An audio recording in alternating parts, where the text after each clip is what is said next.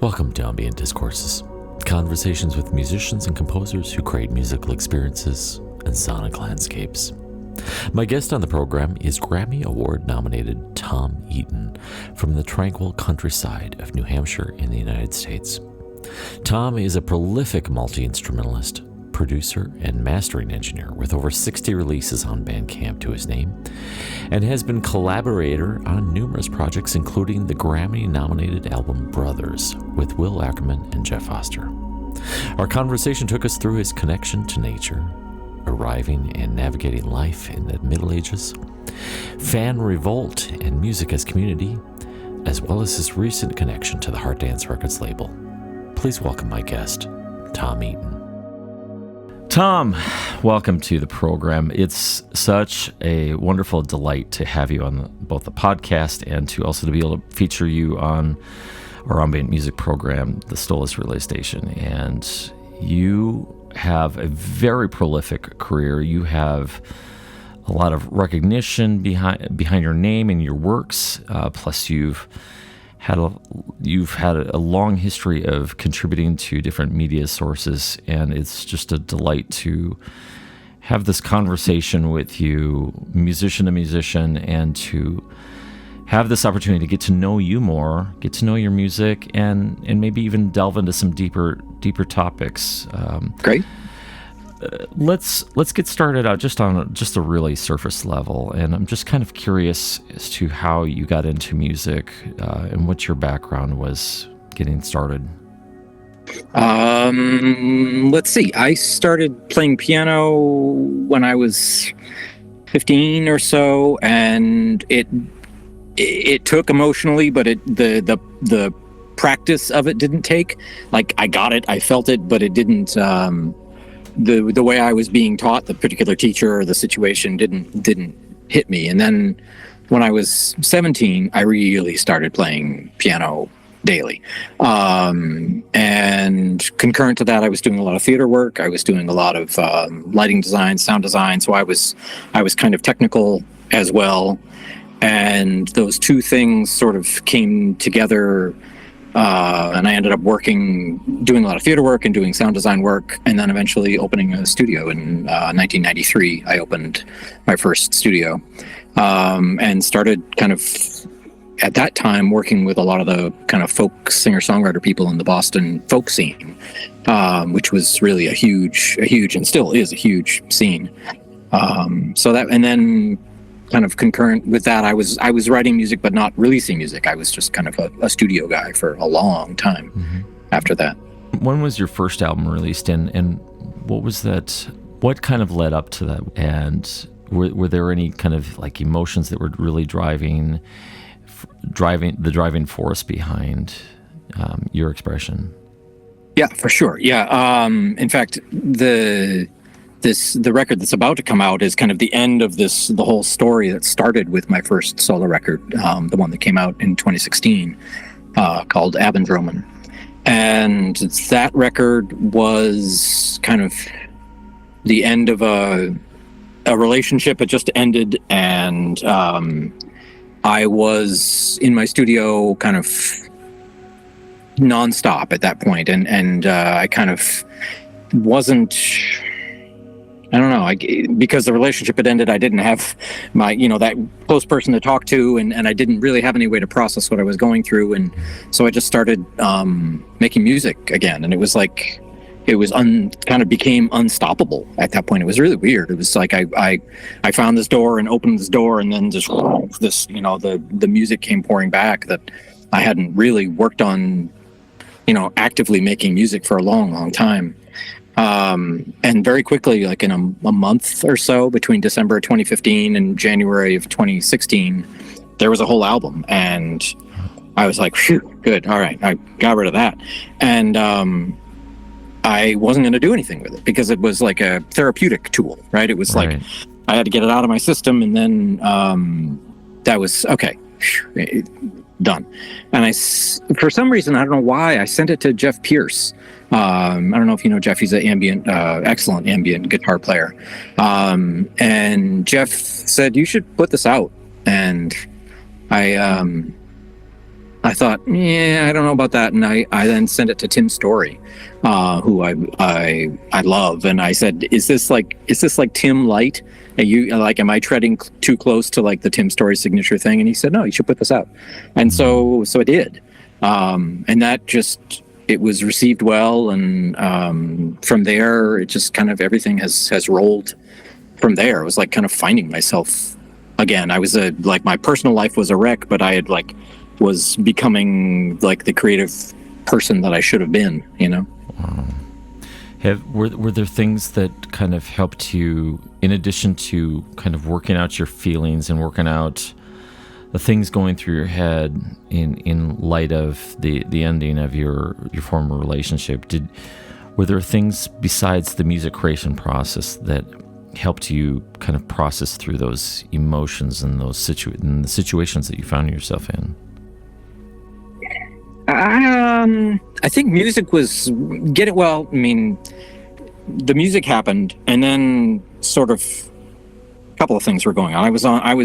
We did a couple tours with the Flow group, which was Will Ackerman and Lawrence Blatt and Fiona Joy and Jeff Oster. And so I was getting out and playing live a little more. I played bass and kind of supplemental keyboards on that group. And so I was getting out in the world a little more, and that was really good. And I started to kind of get myself back into the woods and back to the beach, which was something that I had lost kind of touch with while I had been a studio creature. Like really from like 1993 to 2015, I was a studio creature. I made records and that's what I did. And I have two boys that were born in that time period, and I was a dad when I was home, but really, just wasn't my soul existence wasn't there.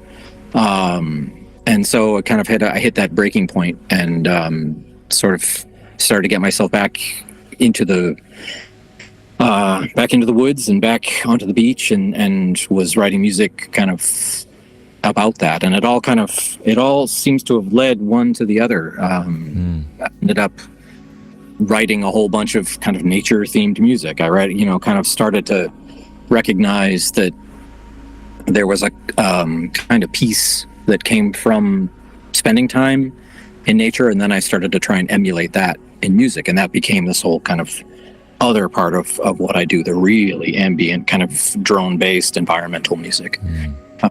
So yeah, I mean, it's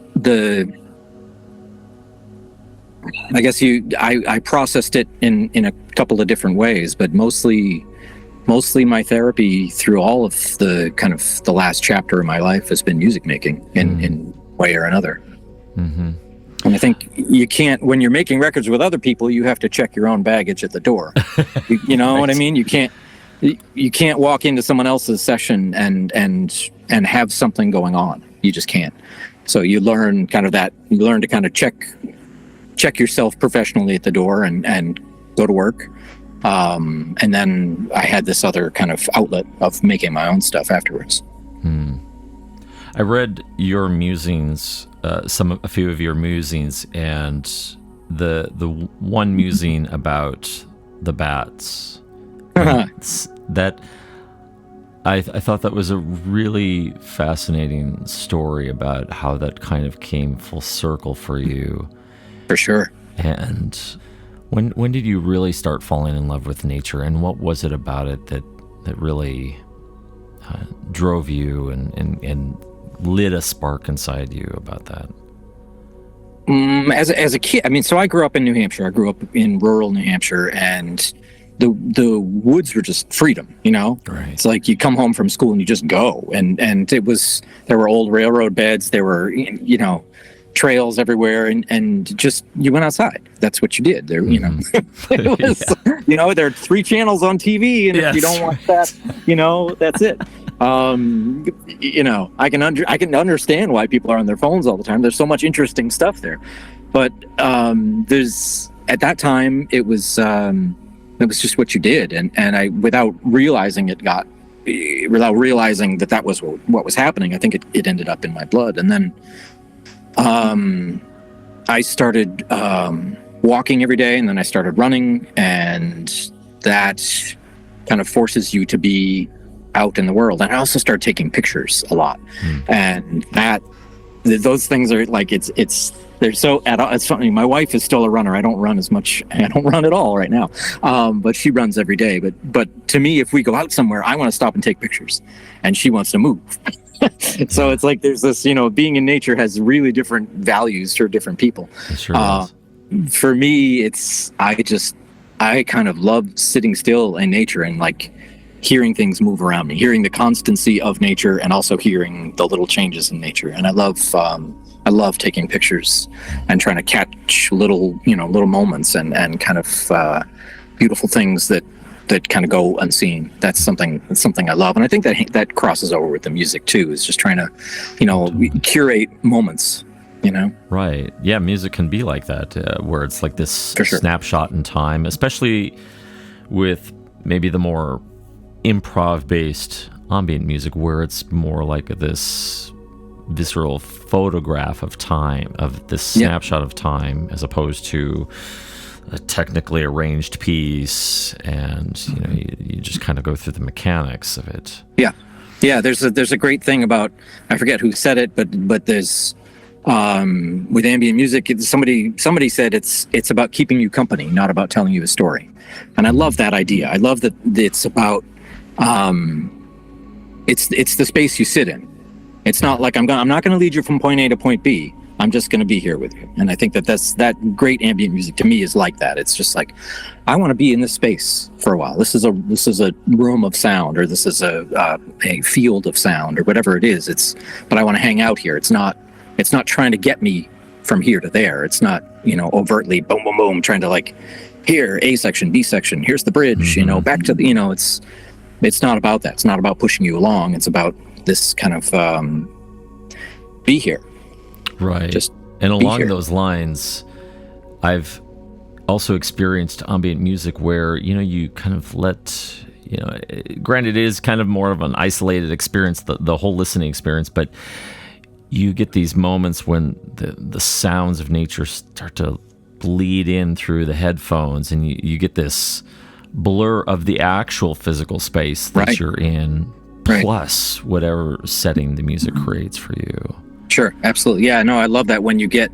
I'm downstairs in the barn right now. I'm in the mastering room right now, but upstairs is where all my keyboards are, and I have windows up there. And I open the windows, and you can listen to the birds, and you can blend it with what you're doing. And it's kind of like I keep thinking I should really mount microphones outside the barn so I can catch some of kind of this thing that's happening outside that I'm also responding to. The hum of the world outside the windows. Absolutely.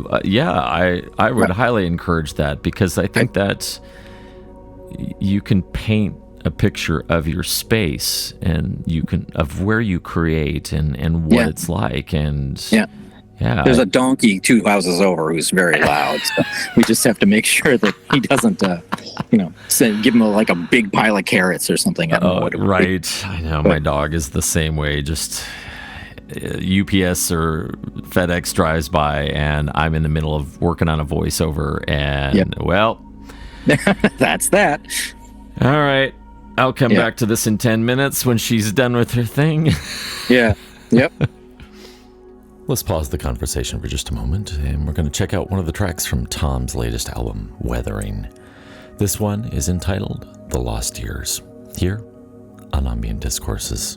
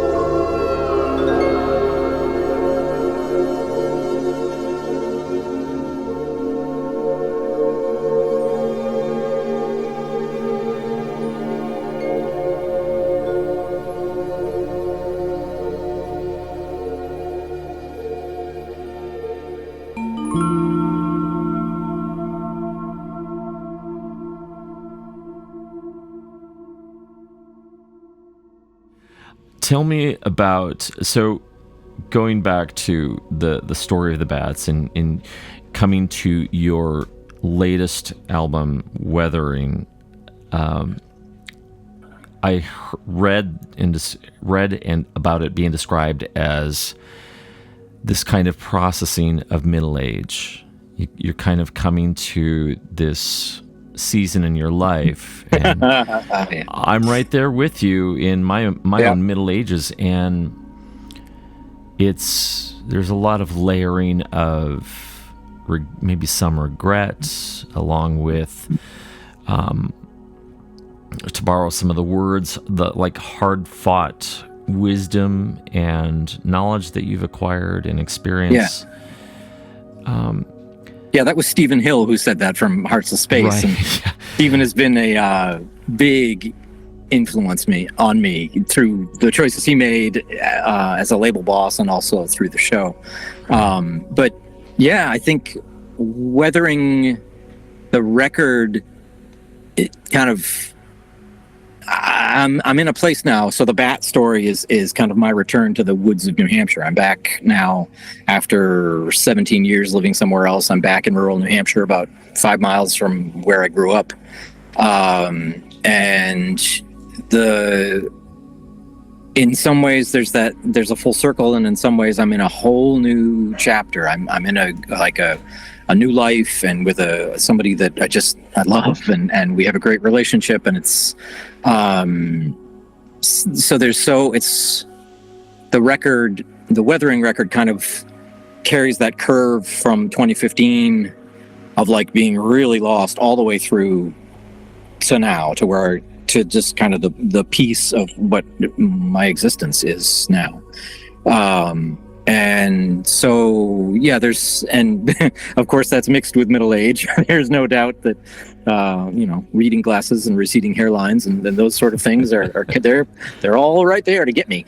But it's a good chapter right now. It's a good chapter. And it felt particularly good when, just as we kind of settled in here, a lot of good things happened. We were talking before you went in to record about Brothers, and that record took off just after we moved here, and that connected me with a bunch of media here. I got like TV interviews and radio interviews, and it just kind of like it felt like a welcome home. It felt like coming back here was it was supposed to happen, What have been some of the more notable things in addition to the recognition that started coming about from Brothers? What have been some other things about arriving at this middle age stage in your life that have been sweet for you and have been kind of like this that gives this sensation of not that so much that I've arrived, but more like, yeah, I'm really content where I am? I think some of it is being upstairs and being able to open the windows and just kind of being, able to. The barn where I am sits way off the road, and it's I'm up in the trees upstairs, and there's a sheep pasture behind the barn that belongs to a neighbor, and there are baby goats and sheep, and there are a couple of horses next door, and I'm out in nature again, and I love that. And then my boys are getting older, and it's awesome because they are becoming who they're going to be, and it's the dad role changes so dramatically from kind of active daily involvement to it's like a conversationalist. You can you talk to them and see what they're thinking about, and they're deeper than you imagine. There's so much going on there. These, like we were talking a minute ago, like the social media thing is it's bad and good. These, they have access to so much information, and they're so aware and accepting and worldly in ways that I could never have been as a kid, just because I didn't have that instant access to what's happening everywhere. And so they are just massively kind and accepting humans. My boys are, and that's been amazing to kind of watch as I get older, just to kind of watch them blossom. So that's great. That's got to be really gratifying. It's not even about kind of, there's no relief in it, and there's no like taking credit in it. It's just, this is what happens. They become themselves, and it's a beautiful thing, you know. How has that kind of affected your own music composition and creation process? Has that been kind of a source of fuel for you? The boys, at or times, just life in general, you know. Yeah, everything. Yeah, life. This whole record is, the Weathering record is all about life. It's you know, song to song to song to song is here's what happened next. Here's what happened next, and it starts with this 1 minute long solo piano thing, very alone, and by the end of it, it's in this really peaceful, happy, pleasant place, and just it's comfortable again. And so yeah, I mean, I think I can't extricate, because I make music for myself as a processing tool, I can't extricate life from the music. There's no like, here's what this album should do. You know, I've got none of that. I write entirely as a means to kind of process, get out what I need to get out. So it's everything. Life is in every note. Yeah, I really like that sentiment. The idea that you're really just drawing from this deep well of your own experiences. And Robert Rich kind of described that as, when I spoke with him, he described that some of the most purest and most universal truths come from those deep spaces within yourself. And along those lines, I think that Weathering does that. At least it does that for me, because when I listen to that and a few other albums, so I like to take my dog for long walks and sometimes for long runs against her own will. Yeah. And that for me has become my sacred listening space, where it's this place where I get to actively listen and really deeply engage with the music and listen for the details, the nuances, the textures.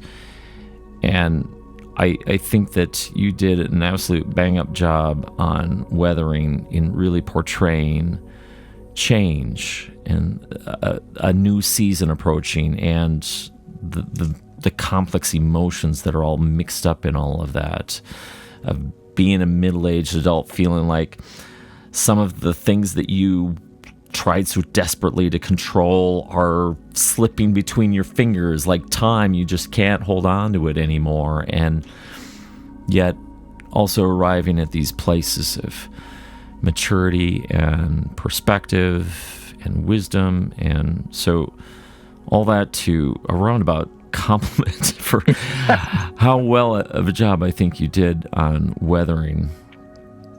That's the hope. You know, the hope is that, the word that I keep coming around to is just truth. I just tried to make this record, as I've been really kind of raw about certain parts of it, and frank about kind of what was going on in my life. And it was, the music is very honest, you know, and on the one hand, you're not necessarily making, you know, the yoga music that people need, and you're not necessarily making here's your study music. But on the other hand, the hope is that people will connect to the human, the true human emotion, because there is something universal in the human experience, and we each express it differently, and that's great. But we all can be moved by something. And so I think in this, all I tried to do was just be true to myself in this music, and hope that it hits people on the other end. But it's, you have you have no control over that. But I have some control over being true. Let's listen to another track from Weathering. This track is entitled Instead I Said Goodbye, here on Ambient Discourses.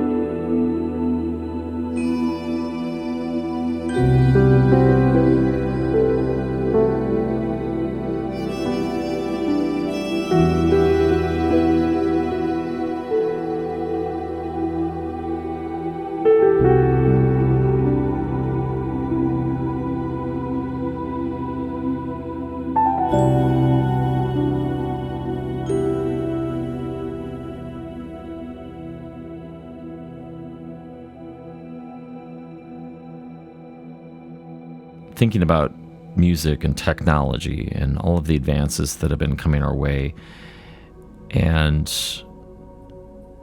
sort of, and also related to that, maybe the commodification of music and what it's become. There's lots of fantastic tools that have become available to us as music creators, as producers, engineers. You know, not to include AI as well. There have been some interesting generative tools that have come about.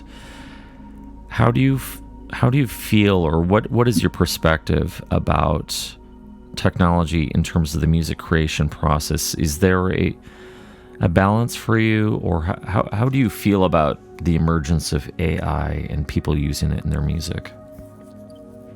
I'm not critical of people's creativity, you know. I love people being creative, and if everything starts to sound the same, then I think we're having a problem. But if people are using, I think people have been using presets on keyboards forever, and that, you know, there's, if the note choices have value and carry across, great. I mean, you know, a piano is a preset instrument too, you know, like it's here's what a piano sounds like, and you, like the piano that is at Will Ackerman's studio in Vermont. It's this one piano, and I mic it the same way every time, and every pianist who sits at it sounds different. You know, it's I don't know. So everybody has a thing that they do. Everybody has their own kind of drive that comes out through their expression, and I think AI, you know, like any tool, it could be good, it could be bad. It could be a problem later on. It could be a problem now. I don't know. For me personally, I'm a control freak, and so I don't relinquish really anything. You know, every note on this record is played. There's no, you know, that's what it is. It's just everything comes through my fingers onto tape, onto hard drive. And if it means I'm picking up a bass or an accordion or a guitar or whatever, I'm playing it. So I'm a purist in that sense for emotion. If there's an AI tool, there may be an AI tool out there that I would find helpful for some portion of my job. I would love it if I had an AI tool that would do metadata on the end of a record that I've mastered, you know, boop, you know, push a button and all the librarian stuff is done. Wow, you just saved me an hour. You know, but like I said, I'm a control freak, and I want to make sure it's just right. So I'd have to check it anyway. But you know, ChatGPT is entertaining. And the AI art tools they're fascinating. I don't know. I don't know exactly where it's headed. There's been a completely sideways, you know, like the writer's strike and the actor's strike is, it was Justine Bateman. I don't know if you saw that article. She wrote a fascinating article kind of about what could be coming, which would be being able to say to your TV, hey, I want to watch a movie that stars Harrison Ford and me that takes place in the 1970s in the desert. Go. And here it is. And it starts streaming, you know, so like, doesn't need a writer, doesn't need a director, it doesn't need actors. It's, you know, all these things that's, you know, it's not that far in the future where that kind of thing is really a possibility. There are Grimes, the Canadian singer-songwriter, she just did this thing where she said, anybody can use my voice via AI, but I want 50% of the back end. Interesting. That is right? Interesting. So, you know, it's because that's a bit of an issue with impersonating another entity, another person, and sure, especially when they've got, you know, a very public identity, and for, you know, from a kind of a commercialization standpoint, where they've got their own brand invested in who they are, and it's going to be really interesting to see how the legal aspects of that play out, because they haven't quite defined yet. Well, do you really own the impersonation of Samuel L. Jackson in this AI video or not? And that's I think it's a really fascinating topic of our time of trying to figure out who gets paid. And we know historically the music industry is not great at getting in front of things. But on the flip side of that, they are really good at bullying their way around. And, like the record labels basically setting up shop at Spotify. Sure. Yeah, it took them 15 years to figure out that, this is what we need to do. Right. Yeah. And by that time, everybody was broke. So, I don't know. I mean, I remember when iTunes was happening and there was the uproar from everybody. Apple can't tell me how much a song is worth. 99 cents for a song. I'm outraged. And now everybody, 99 cents a song. Oh my God, please, yes. Instead of the third of a penny you get from a spin on Spotify. Oh, totally. I mean? It's a losing game in some ways, but and also, why are you sending me U2's album for free? Right, exactly. Rage quit. Right. I know. It's that Bono. Yeah. I know. I also read your musing about the Kanye. I believe it was Kanye West about the how he had created his own platform and his own listeners basically revolted. And they stole it from him. Yeah. So it's hilarious, right? You're like, what is a fan? Is somebody? These people are so rabid for the content that he creates that they'll cut him out of it. It's like, it's amazing. It's fascinating to me because you spend, as a musician, you spend your life trying to get people, trying to reach people, and the more people you reach, the more it feels like the thing you're saying has some value in the outside world. And it doesn't have to be a financial value, but it can have an emotional value, or it can have whatever. But in his case, his fans were just like, we don't care what you want your art to be, we're gonna steal it and disseminate it on our own. And it's amazing. It's amazing to me. It seems like the byproduct of making music a commodity. Sure. Know? Yeah. Will had this story when the CD first came out. He was on the set. Where was he? He was at a recording studio in California. I don't remember what it was, but it was one of the chief engineers at the studio. He was talking to the guy about CDs, and the guy said, "Yeah, they let the genie out of the bottle, because that as soon as you put it in, turn it into numbers. As soon as you put it on a CD, you can make perfect duplicates forever." And you've now lost control of the master, because the master, you give somebody a CD, and at that time the master was a tape, was like a 1630 VHS tape, and it was ones and zeros. And you give somebody a CD, it's exactly the same resolution as the master. You just that's it. You've game over. You don't own the master anymore.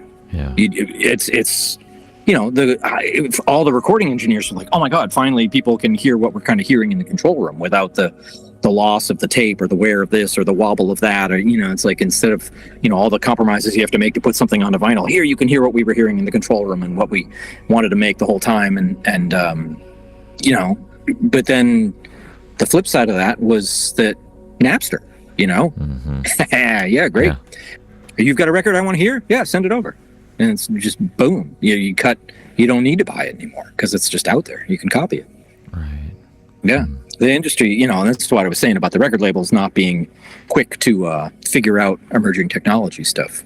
It just, it took Apple, right, to say, here's how we're going to put some value back into the music business, because it was Napster or nothing, and then it was iTunes, and that's where at least somebody said, let's put some money back in the musicians' pockets.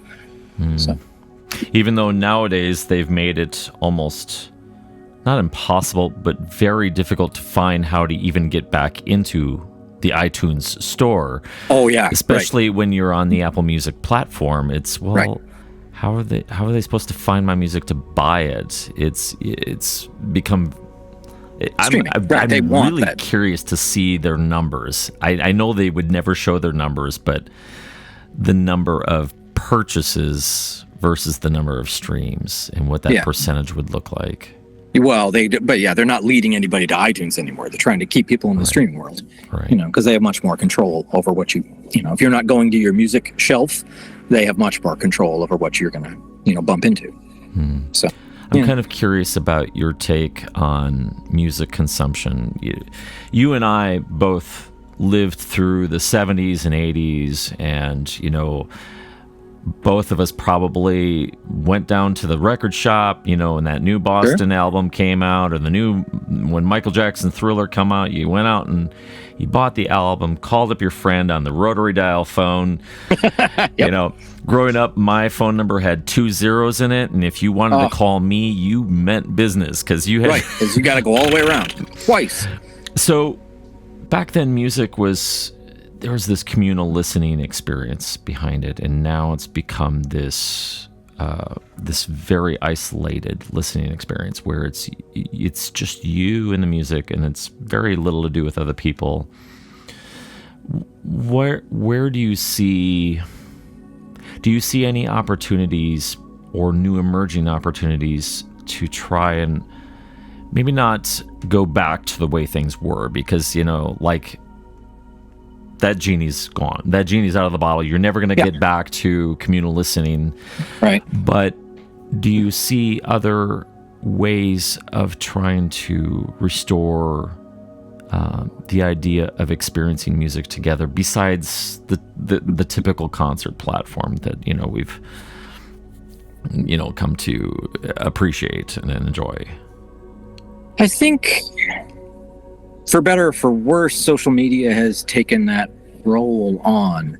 And one of the things that I miss about iTunes specifically were the user reviews. You had a lot of people commenting on albums on iTunes who knew the entire catalog of that artist and could give you a comparative analysis.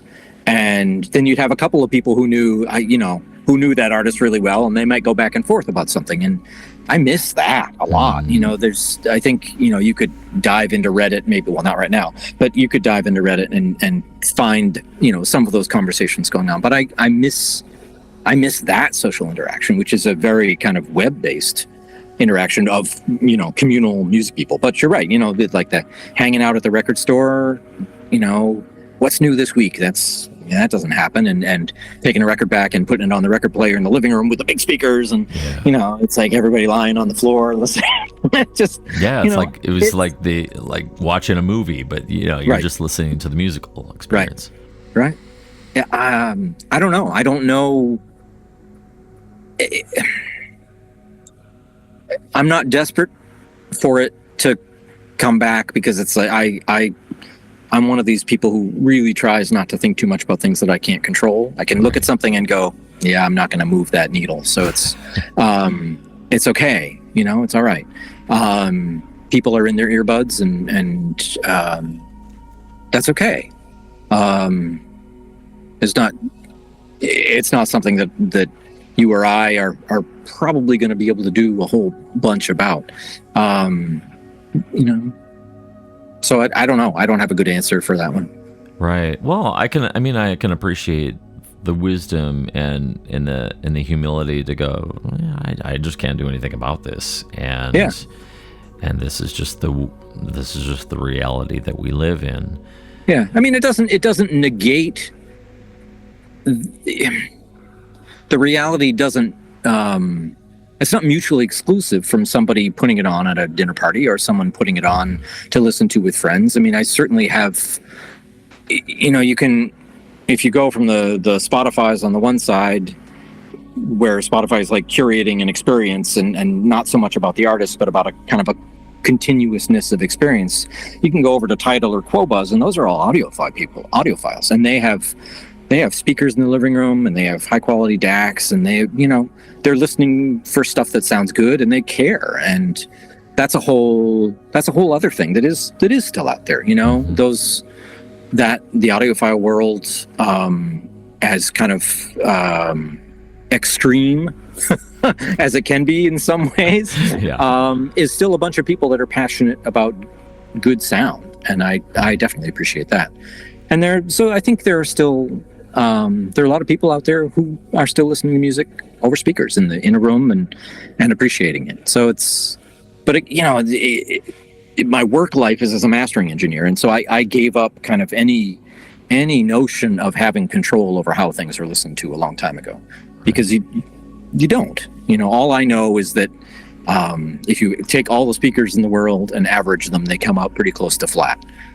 So I just try and hit that target, because that's going to be that's going to adapt best, right? I mean, everything deviates some degree from flat. So if I work on a flat system and make it sound the way I want, it'll deviate a little bit on everybody's system, but not radically. And you can't control somebody who sets up their stereo with one speaker in the kitchen and one speaker in the living room. It's okay. That's fine. If they love music and turn it on, great. They're not hearing what we intended them to hear, but okay. which would make experiences like listening to some of the Beatles' earlier recordings with the high stereophonic. Well, Ringo's in the living room and Paul is in the kitchen. Right. You're getting the vocals in the kitchen and you're getting, drums and bass in the living room. Yeah. But I mean, if people are listening to music and it's part of their lives, I'm all for it. It's I can be hypercritical in my environment, and I'm happy to be hypercritical here, but I recognize that there's no, I don't want to talk about Atmos, but Atmos is like for every home system that isn't quite getting stereo right, Atmos is like, oh my God, here's like, let's multiply that times 5, and now you're really not going to get it right. So that's, trying to take what happens in the studio and get it to people with some degree of integrity is it's hard. It's hard, but you just, at the end of the day, you just want people to be listening to music and getting an experience from it. And that's back to AI. That's kind of where I think AI could be valuable. Somebody can say, I'm going to meditate for an hour and I want a song that's very peaceful, and the primary instrument is piano, maybe with some flute, and I want ocean waves in the background. Boom. And does it help that person in the moment achieve what they're trying to achieve? Sure. And I can be in favor of that because it's helping somebody. Right. Is it taking a gig away from a musician? Maybe, if that exact piece of music existed somewhere, but it's, I don't know. I don't see it as a black and white thing for me. It's like there are so many functional uses of music that I think there's space for people to be expressive, and then there's space for people to kind of be delivered the music that they want to have delivered to them, to use as they need in that moment. Let's listen to a track from the album from which Tom Eaton received his Grammy nomination. This is Tom Eaton, Jeff Oster, and Will Ackerman from the album Brothers, and the track is entitled 3 Trees, here on Ambient Discourses.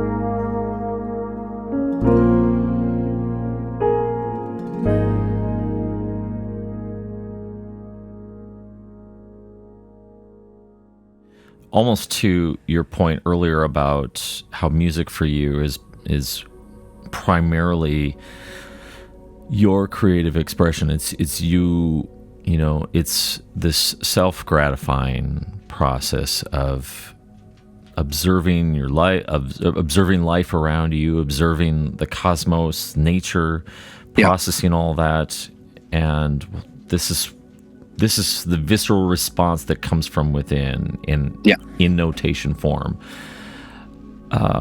So I can appreciate that.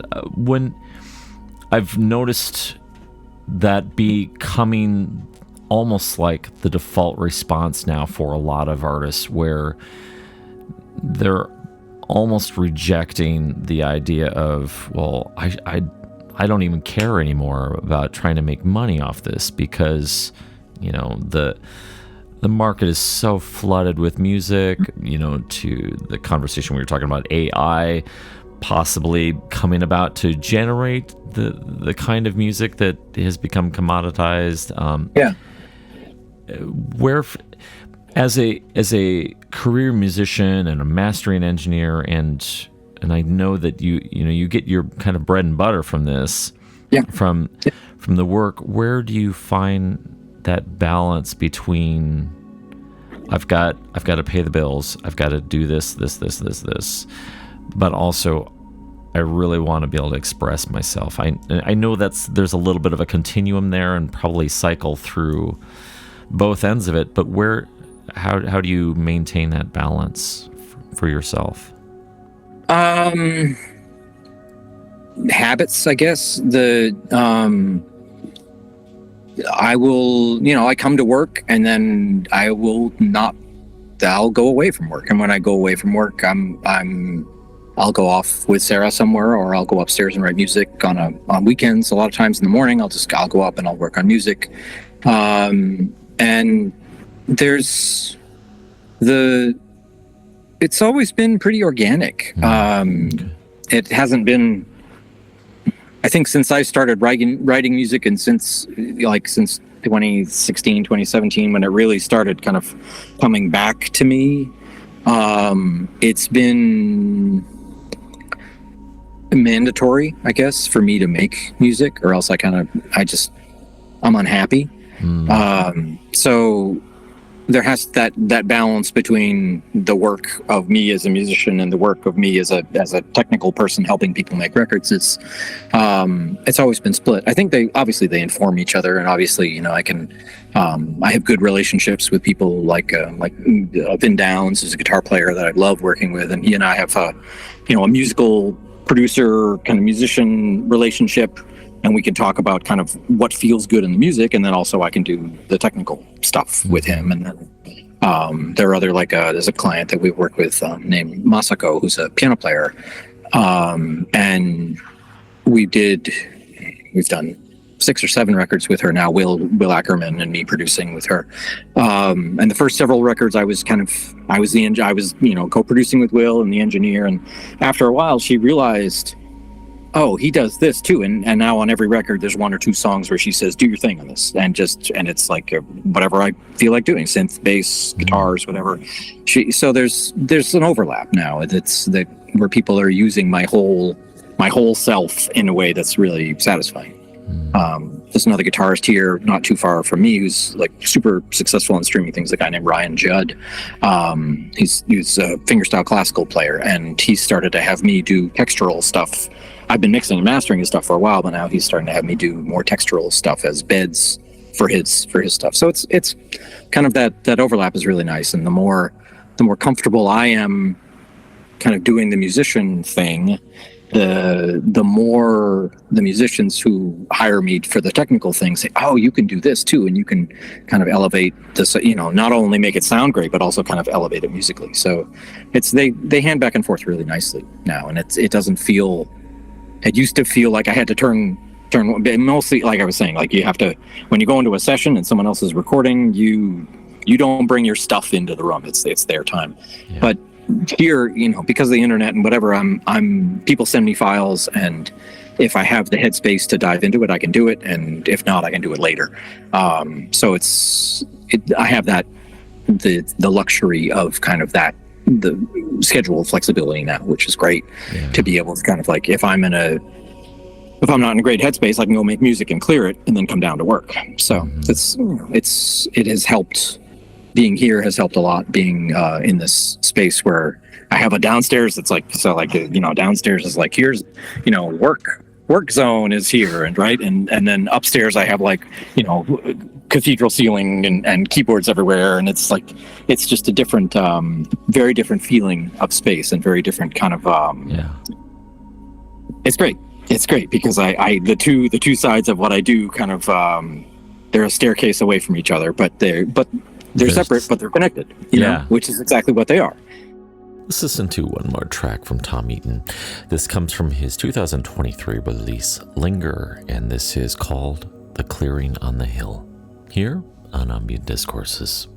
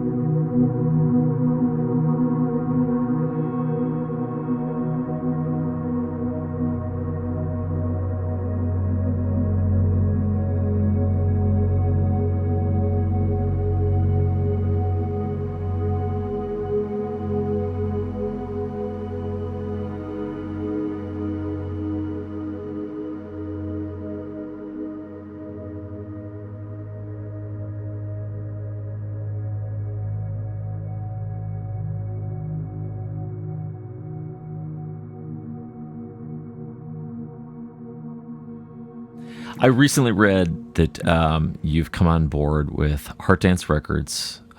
I've met, not personally face to face, but I've met Sherry Finzer. And tell me about that relationship that's come about, and how you've made that connection with Heart Dance.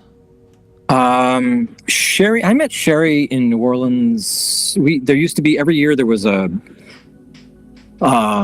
get together, for lack of a better word, organized by the Zone Music Reporter. It was kind of an awards show that happened every year in New Orleans, and I met Sherry there, I don't know, 8 years ago, 10 years ago, quite a long time ago. And we've gone back and forth, you know, at I don't know, I remember maybe a decade ago, she was having like, this metadata thing is driving me nuts. And I said, send it to me and I'll do it. And then like this box of cookies arrived in the mail afterwards. You know, it's that, just like, she revealed herself to be a decent human. And I was, releasing my stuff independently. And then I did that one record with Spotted Peccary that was a very ambient kind of electronic spacious album. And I had the Weathering record, which was very piano based and not exactly the Spotted Peccary kind of thing. And I was looking for a home for it because I put a lot into it, and I recognized the limitations of my own marketing ability. And so I thought of Sherry, and I thought if she was interested in releasing it, she could make more of it than I could, and she could get it to more ears. I have the audience that knows me, and I can talk to them, but it's getting beyond those people to the next level of people is tricky, and Sherry can do that. So that's why the Heart Dance thing. She heard it and she said she'd love to release it, and so that's how it's such a good fit for that label. Oh, good. Yeah, I'm glad you feel that way.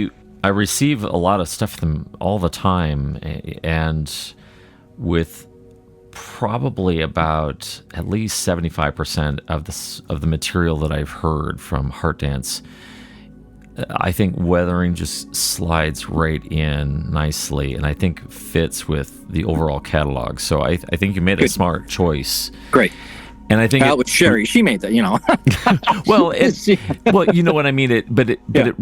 It reflects to me, not only because it's just a good fit, but I think it also reflects a bit of wisdom and maturity in you to recognize where your limitations are. Sure, and to involve other people in the process. And it helps to have a team, and at the times when I've been able to kind of have a team of people, it's such it can be a real relief to kind of say, all right, there are people who are going to help me do this thing that I don't necessarily know how to do, and there are things that I'm good at and there are things that I'm not good at, and I totally recognize that. Right. So what is next on the docket for you? You've just released Weathering. Do you have anything coming out in the horizon? I have a bunch of things in the works. There's a record that kind of when we were touring with the Flow Ensemble, Jeff Oster and Vin Downs and I started doing this improv thing that we called Departure, and we did a couple of, we did a session at Echoes at one point, and then we went back to my studio when it was in Massachusetts in 2020, I guess, and we recorded for a day or maybe 2 days, just tons and tons of stuff. And I've finally gotten around to cleaning that up, so that's pretty much done. That'll be coming out relatively soon. And just it's a kind of an improv trio thing that has been cleaned up after the fact. And then I have kind of there's a side of me that I don't let out that much. There's kind of the electronic thing that I dig. And so there's some of that coming. Yes. Yeah. Well, there are a couple tunes that there's a song on my Into Starin album that's got Jeff Oster on it called Venus, that's kind of up tempo and electronic and has a lot of rhythmic stuff going on, and so I've got two albums kind of mostly written of that. And Jeff's going to be here in September, and he's going to lean on him for some melody for that, because I love him as a, like you were saying earlier, just this, that flugelhorn is, he's amazing. He's just, he's so expressive, and he's, as a melodic player, he just gets you in the heart instantly, just like bam. And so I love working with him. And so we're spending a week in September kind of working on that stuff. So he does have a remarkable talent about that. It's uncanny, really, because when I was listening to it, and it just had this way of just hitting this sweet spot, the rise and the melodic progression, the tone and the subtle texture, just he's the real deal. He's the real deal. Yes. He's one of my, in fact, while we were in this interview, there were a whole bunch of texts coming in from Oster. He's one of my best friends. So he's great. And then I'm working on a collaboration with John Gregorius, who's a guitar player from the Southwest, and he's on Spotted Peccary as well. And that's kind of that's going to be really interesting. And I'm working on a collaboration with Ron Korb, who's a flautist from Canada. He's like a ethnic flautist. He like plays wind instruments, but it's not all flute. It's like bawoo and all these kind of like cool mystery instruments. You hear it, it's like, it's a beautiful sound, but you have no idea what it is, that kind of thing. So we're doing kind of this long form ambient thing, and I think that's going to be beautiful too. Yeah. So there's a lot of and then there's also my own stuff going on. So there's a lot. Lots going on there for you. Yeah. I'm really, really excited to hear some more of the collaborations that coming out from you. When you're collaborating with people, how do you set up kind of the framework for that? Do you typically come with a specific idea in mind, or do you turn the studio musicians loose and just say, hey, here's kind of the general progression, go for it? As many people as I collaborate with, it takes as many forms. The trio thing, the Vin Downs, Jeff Oster, me trio thing, was literally just improv. Let's pick a key and go. And the first time we really leaned into that was at a gig. We had this an art center gig somewhere in New Jersey. We played Carnegie Hall, the Little Room, the Wild Hall at Carnegie Hall, on like a Friday night or a Saturday night. And the next night we went out and played this church in New Jersey somewhere. And we the Carnegie gig was sold out. And we went out and we played to like 12 people in this church. And it was great. And it was, Vin's wife was there while we were sound checking. And we just, we did a little sound check, and we all kind of looked up afterwards, and she said, "You just played for 20 minutes. And we had no idea. We were just like completely lost in the moment with each other, and we thought, okay, here we might have something here, because we're just all willing to listen and willing to go. So that's one way. It's just like, I don't know, let's just play and respond. And then the thing with Ron Korb, I made an hour-long bed of kind of changing chapters of textures, and I sent it to him and said, I want a human in this, but I don't want it to be something that is, I know what that instrument is. I want it to be something that's kind of mysterious. So this is like an hour-long walk through the woods, and we're hearing somebody in the distance, and occasionally we get closer to them, and at other times they're further away. But you never know exactly. It's not like a concert flute player. It's something else, but it's obviously human and obviously organic. So there's that approach. The thing with John Gregorius, he's a guitar player, and that started with me sending him a few looping drones, and then he sent me back an idea, and then we carve and send it back and forth. So there's everybody's a little different, and so I'm just flexible. Yeah. I just did just today. I finished a song with my friend Kristen Miller, who's a cellist, who's also on Kristen Miller, yeah. And we're doing a track for a compilation, and it was a lot of back and forth. I sat down at my Rhodes upstairs, and she had her cello, and we figured out kind of, all right, what are we going to do? What's the progression? And then I kind of mocked up the progression, and then we had her come in. She played cello to it, and then she did some additional creative stuff, and then leaves it with me, and I polish it up. So it's back and forth, and it keeps it really interesting for me, because every person that I work with has they bring something different. And it's Oster brings that kind of ridiculous heart and melody and humor, and everybody brings something to the table, and I just get to respond to it, which is awesome. It's a great gig.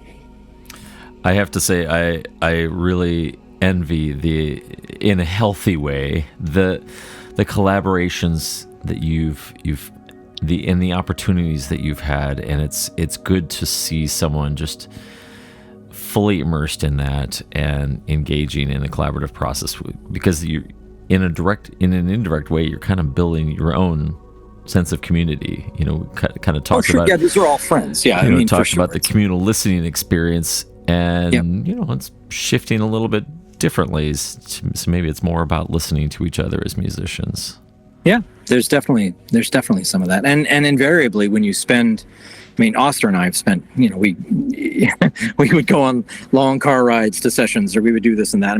He was moving last summer, and I went out to California to help him move. It's like you become part of people's lives, and it's I don't know, it's that part of it is great. It's not that same kind of lying on the floor listening to the record you just bought at the store as much, but certainly the people that I spend a lot of time with become part of my life, and they become kind of close to my heart. So that's really beautiful.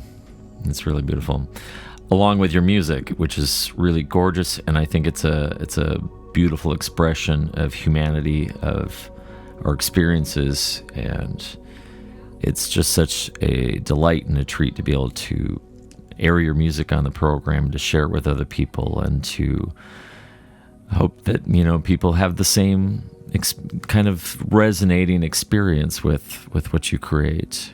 And I hope so. It's everybody receives things based on their own history and their own experience, and you never know how people are gonna feel things. I'll write something and I put all this kind of turmoil in it, and my wife Sarah will listen to it, and she goes, "Oh, it's really pretty." And I'm like, "Wow, that's okay, great." It's she likes it because it's it hits her that way, but for me it kind of represents something different. But once you let it into the world, it doesn't matter what you think it means at all.